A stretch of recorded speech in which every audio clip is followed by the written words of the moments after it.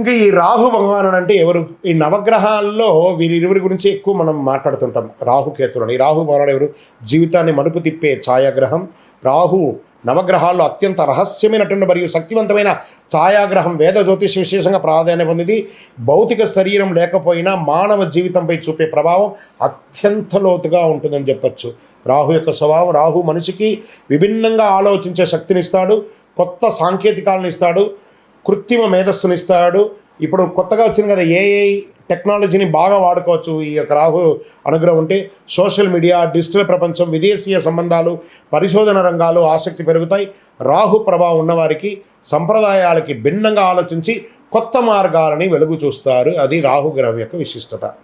రాహు అనుకూలంగా ఉంటే విదేశీయ ప్రయాణాలు, ఉద్యోగ అవకాశాలు, రాజకీయాల్లో ఎదుగుదల, వ్యాపార విస్తరణ, డిజిటల్ ఐటీ మీడియా రంగంలో విజయం, షేర్ మార్కెట్ ఈక్విటీస్లో లాభాలు, ప్రజాదరణ గుర్తింపు, ఉన్నత స్థాయి పరిచయాలు, సాంకేతిక రంగాల్లో పురోగతి. ఇంకా రాహు ప్రతికూలంగా ఉంటే మానసిక ఆందోళన, భ్రమలు, వ్యసనాలు, మోసాలు, నాయకత్వమైనటువంటి సమస్యలు, కుటుంబ కలహాలు, రాజకీయం లేదా సామాజిక అవమానాలు, ఆర్థిక అస్థిరత, అనవసర శత్రువుల పట్ల భయం, ఇవన్నీ కూడా జరుగుతూ ఉంటుంది. ఇంకా రాహు దశలో రాజకీయం మరియు ప్రజా జీవితంలో రాహు రాజకీయ అధికార్య ప్రజాగ్రహణం, ప్రచారం మరియు జనాకర్షణ కారకుడు. జాతకంలో శుభదృష్టిలో ఉన్న రాహు నాయకత్వ లక్షణాలను పెంచి ఉన్నత పదవుల్ని అందించగలడు.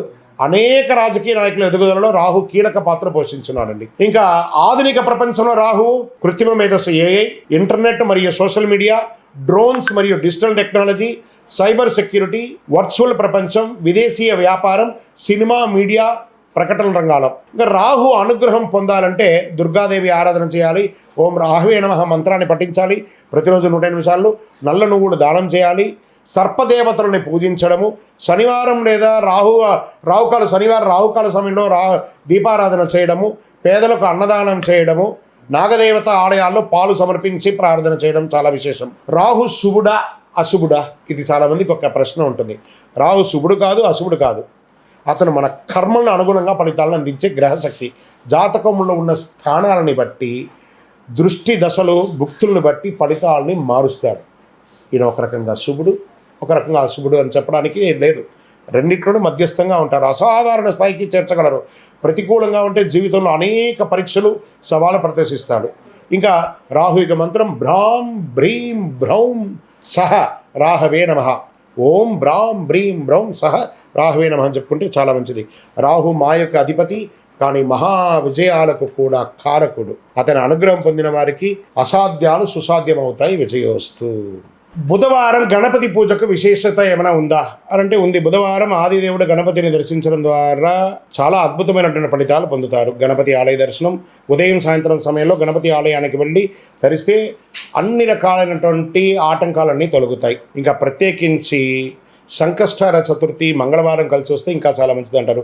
గరికతో పూజ చేయడము, భక్తి శ్రద్ధలతో గణపతికి గరిక సమర్పించడం, గరికతో అర్చన చేయడం, గరిక మాల వేయడం చాలా విశేషమైనటువంటి ఫలితాలను పొందుతారు.